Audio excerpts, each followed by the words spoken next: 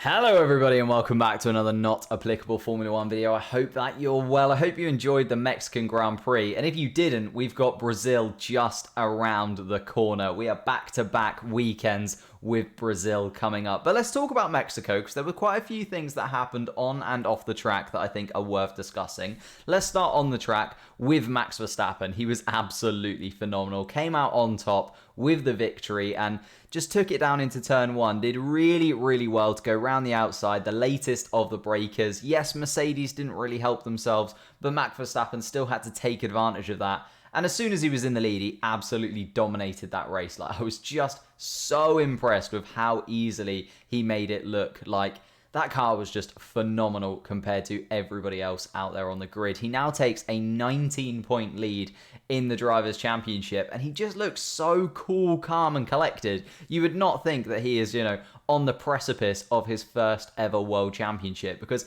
every time he's put under pressure, every time a 7-time world champion in Lewis Hamilton is bearing down on him, he just doesn't seem fussed. He really is just one with that Red Bull car and has looked absolutely phenomenal all season. Although, if you watch the race, you'll have noticed Max Verstappen did win the race quite comfortably. If you watch the highlights or just the podium, you'd have thought that Sergio Perez won that race because they were going absolutely mental for him, and quite rightly so.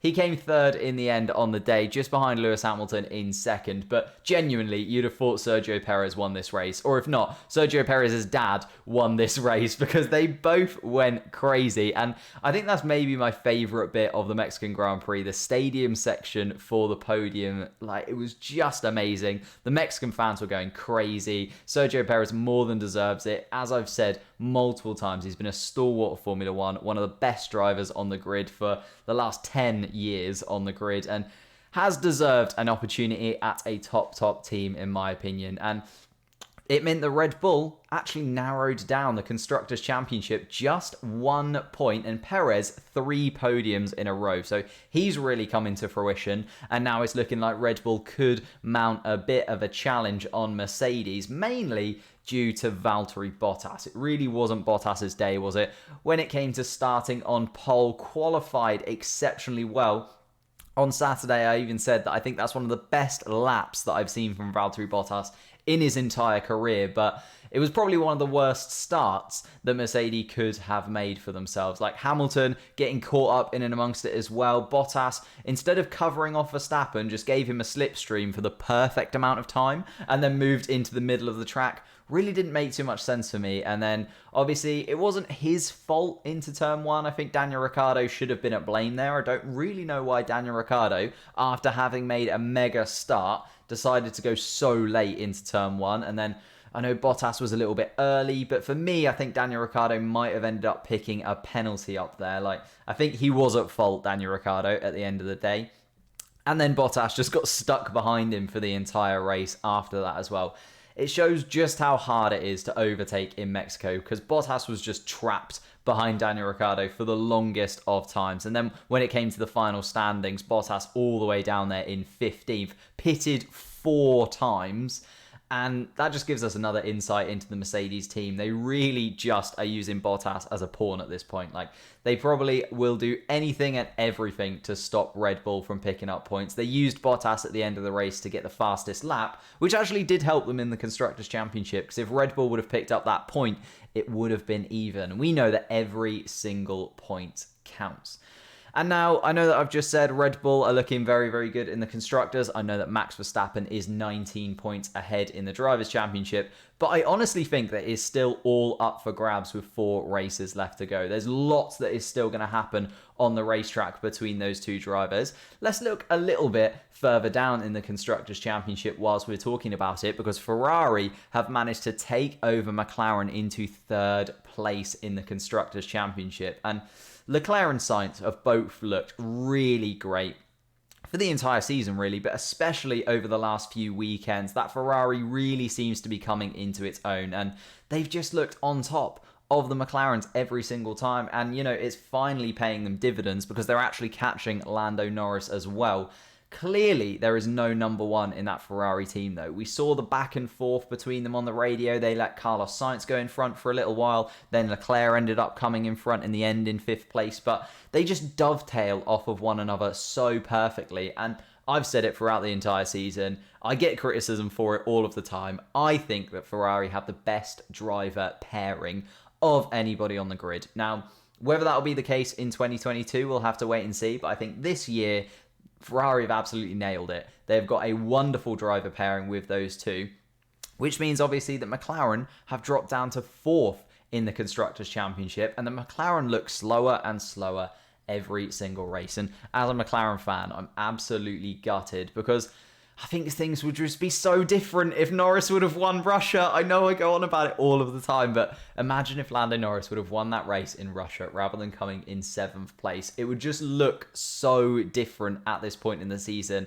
And I don't want to dwell on it because we have won a race this season in Monza. They had a 1-2, but the McLaren car is looking worse and worse every weekend. And the Ferrari's looking quicker and quicker every weekend. And I felt really bad for Lando Norris in the end. You know, he's 12 points ahead in the Drivers' Championship. And I honestly could see that falling away when we were talking about him in the mid-season break as possibly getting 3rd in the Constructors' Championship. He only picked up a point in yesterday's race and it just didn't quite come towards Norris at the end there. Obviously, he was starting from the back, and I stand strong that Lando Norris has been an absolute phenomenon this season. He's been the best driver on the grid, in my opinion, still, even though he's had 4 or 5 races now where it hasn't quite gone his way.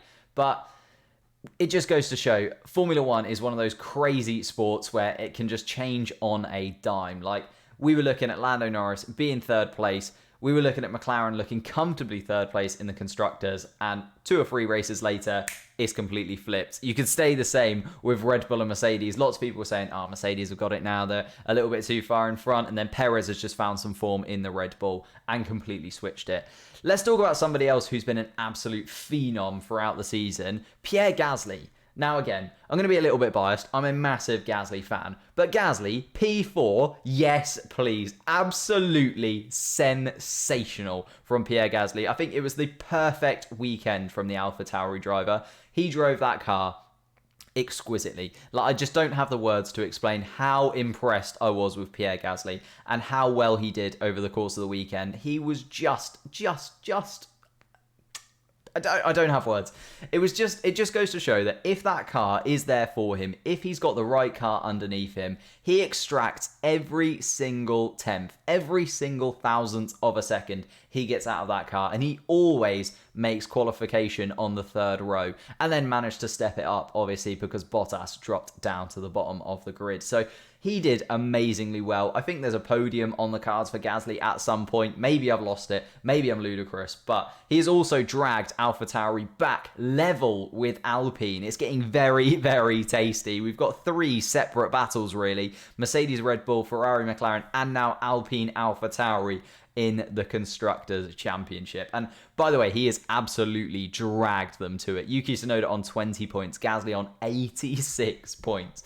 My goodness me. And I'll talk about Yuki Tsunoda for a little second, just because I was a little bit disappointed with him, obviously, over the course of the weekend. He did so well in qualifying, and then he got told off by Red Bull, and I've made a completely different video. I'll link that down in the description for you talking about that. But then in the race, he just came together with Ocon, and it just didn't quite go his way. I had such high hopes for Yuki Tsunoda coming into this weekend. It finally looked like he got a bit of confidence in the car, finally looked like he was about to break into some form, and then it just didn't quite happen, did it?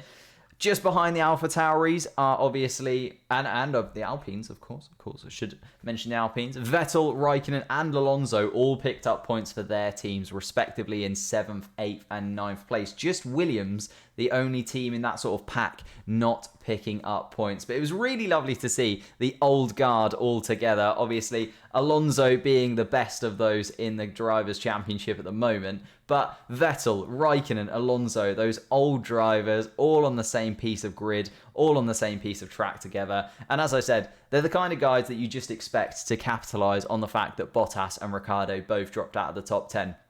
Alonso was there, Vettel was there, Raikkonen was there. They struck while the iron was hot. They got themselves into the points, and it was lovely to see those three all together in the points one last time, probably. Hey, maybe one more. Kimi Raikkonen obviously leaving at the end of the season. Although Alonso did get his track limits meeting together. They finally had a little bit of a discussion, and I was expecting Alonso just to completely cut turns 1, 2, and 3. Just make that into a straight line for yourself, Alonso, because they've told him that they're looking into track limits, and they basically said that track limits wouldn't be enforced on the first lap of the Grand Prix. So I was expecting it to go all the way for Alonso, but actually he made it all the way to turn 2 before having to dart off and actually get out of the way of the Bottas crash that was happening in front of him. But Alonso did really well, got into the points, and then, as I said before, Lando Norris just rounding out the points finishers. Also, how funny is it that Antonio Giovinazzi is just always 11th in a season where he needs to prove himself in the Alfa Romeo? He's always just that one place off. Like, if one more driver every single race could just drop out, he would be like so many more points than he's got currently in the Drivers' Championship. It boggles my mind that he's only got 1 point, because he's just been so close every single race. And actually, it was a bit of a weird strategy from the Alfa Romeo team. They put him on a really strange, like, early stop, and then he came out in loads and loads of traffic after that first stop and just dropped down the rankings. Did really well, actually, to get himself back up into 11th place, but it was such a strange race from Giovinazzi. And then should we talk about the Haas's? They were there. They certainly were there. Actually, Mick Schumacher obviously came into contact with Ocon as well at the beginning of the race. How on earth Ocon came out of that unscathed? Both of those cars, Yuki Tsunoda and Mick Schumacher, just sandwiching him in. I don't know how Ocon continued on, but obviously the two of them didn't. Mick Schumacher did a big jump, actually, and then I think that just killed the Haas completely. And then Nikita Mazepin down there as the last of the drivers that were still running, and as I said, a terrible, terrible weekend for Williams. It wasn't a vintage race, it wasn't the best race, and probably one of the worst tracks, I reckon, on the calendar. Is that controversial? I feel like that might be controversial, especially if you're a Sergio Perez fan, because he did everything he could to try and win this race, and I was so happy for him to be on the podium. But we do have lots and lots of championship battles, both in the Drivers' Championship and the Constructors' Championship, to be looking forward to in Brazil. We will be back live for Brazil next weekend. We've got qualifying, we've got sprint qualifying, and of course the race on Sunday. That's my thoughts on the Mexican Grand Prix, though. Thank you so much for watching. Leave a like, subscribe, and make sure you're subscribed, because, it's a sprint qualifying weekend, so you won't want to miss the Hamilton and Verstappen crash.